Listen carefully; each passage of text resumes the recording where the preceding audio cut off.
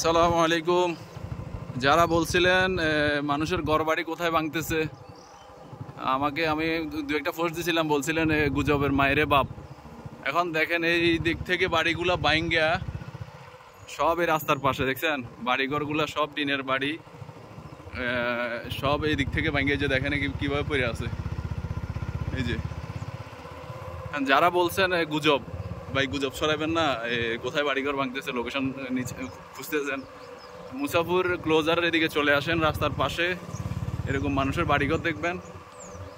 এগুলা সব খুলে খুলে নিয়ে আসছে নদীর ভাঙনের কারণে। দেখেন এই যে বাড়িগুলো দেখেন, এই যে বাড়ি,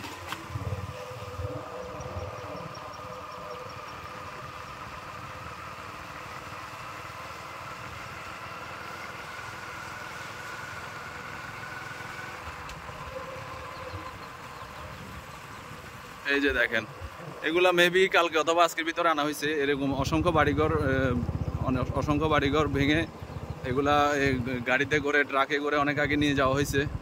এগুলা মেবি কালকে অথবা আজকের হবে। যারা গুজব বলে প্রচার করছেন, দেখেন আর নিজে এসে দেখে যাবেন ইনশাল্লাহ। নদীর ভাঙন, ভয়াবহ অবস্থা নদীর ভাঙনে, মানুষ প্রত্যেক দিনই শত শত বাড়ি ভেঙে পড়তেছে।